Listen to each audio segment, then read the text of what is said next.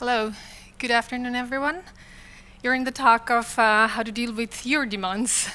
I'm Lubaba Farin Tanisha. I'm working as a senior test engineer at Vizerti, and welcome.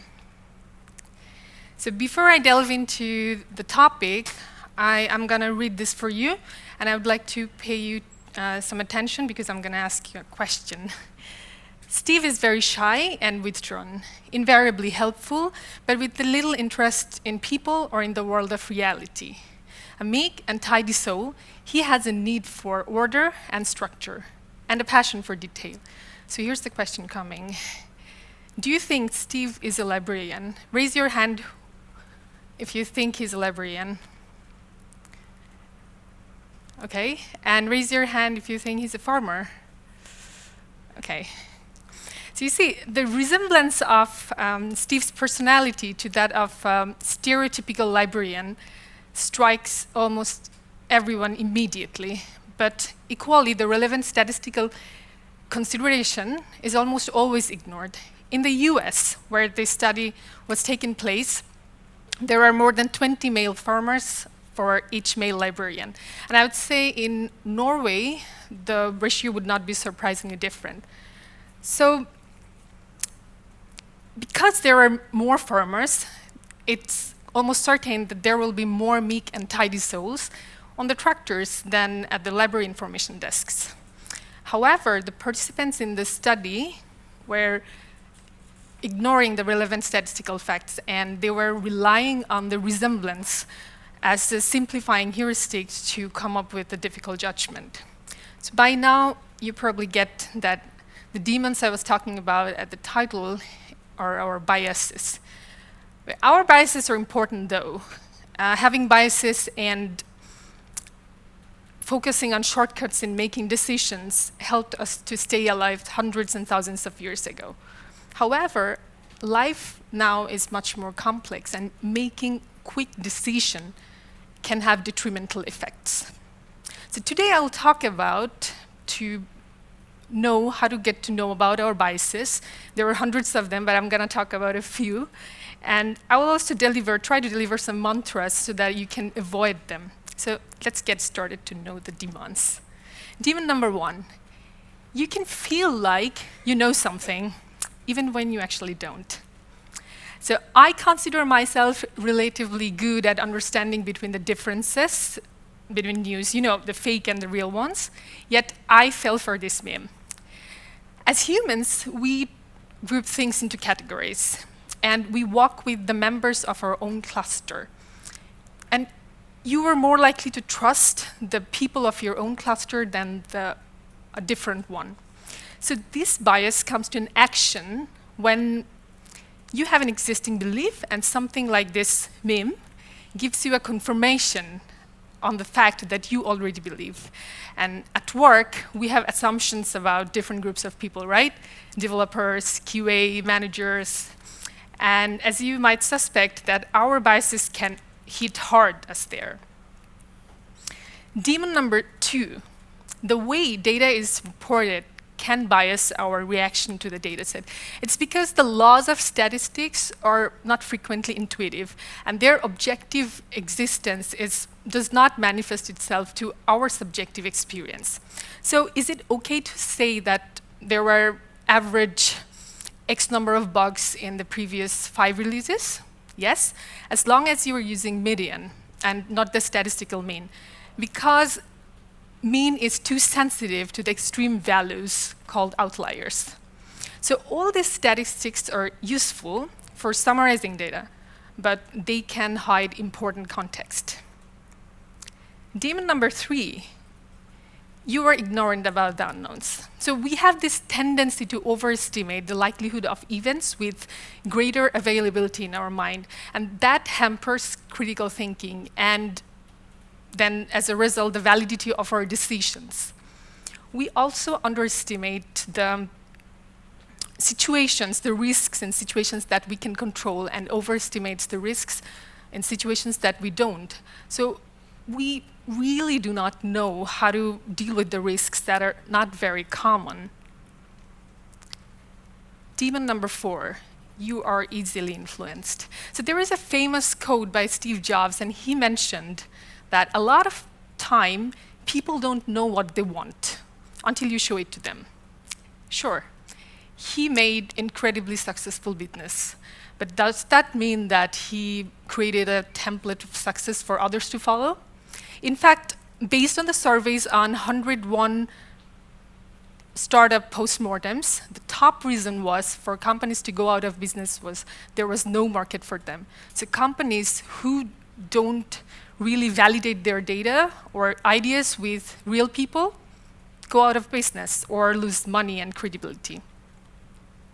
Demon number 5, you're comfortable following others blindly. Okay, tell me something, that how much likely is it that you guys will go to an empty club or a restaurant?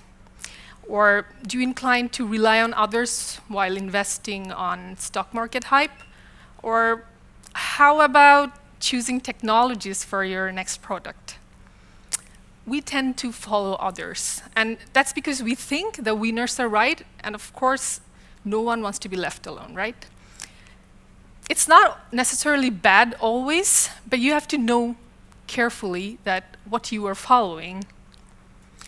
So the sad news is we are biased, we all are biased, and it is insanely hard to detect unless someone else points it out for you.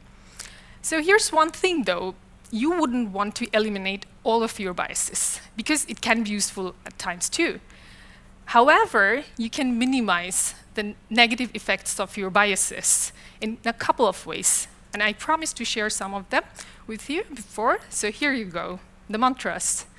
Mantra number 1, face your fear. Jerzy Gregorek, 4-time world champion in Olympic weightlifting, wrote in his letter to Tim Ferriss about his strategies to cope up with or facing fear. And he said, easy choices, hard life. Hard choices, easy life. The hard choices, what we most fear, are very often exactly what we most need to do. And the biggest challenges and problems will never be solved with comfortable conversations. And it can be with you or someone else. So what is your fear? Face it. Go out of your comfort zone. Focus on finding out the truth and calibrating that between the hundreds of shades of gray. Mantra number 2, design a system. Elizabeth Loftus is one of the world-leading researcher in memory, and she found that our memories of past events can be easily altered by our own past experience with newer and incorrect information. So our memories, therefore, are not so reliable as you might think. Thus, designing a system is essential.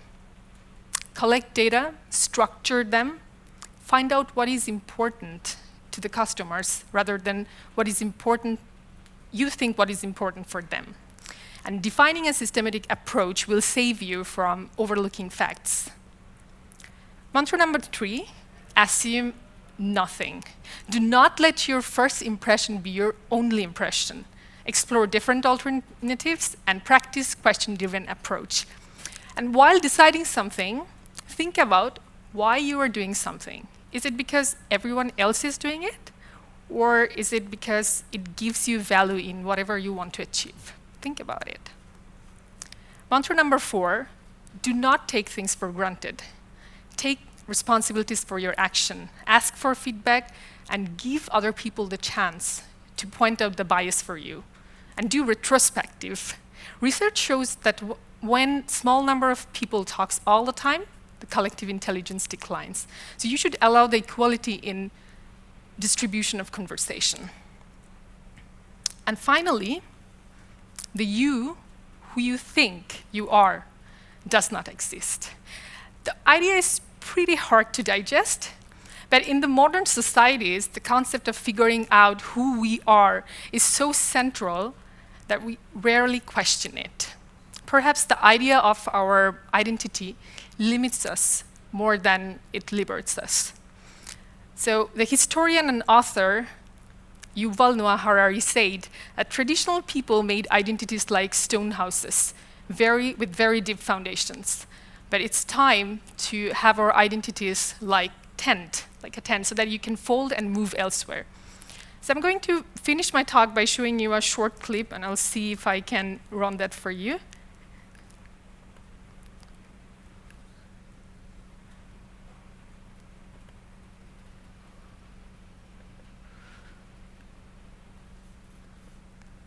Okay. No.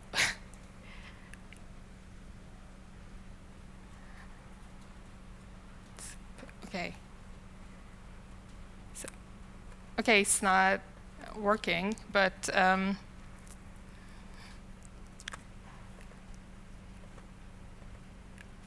okay, so it's actually about what Bruce Lee said, and I can actually tell you that his message was, empty your mind, be formless, be shapeless, like water. You put water into a cup, it becomes the cup. You put water into a bottle, it becomes the bottle. Put it in a teapot, it becomes a teapot. Water can flow or it can crash. Be water, my friend. So my end note is, the key is in your hand. You choose. Thank you.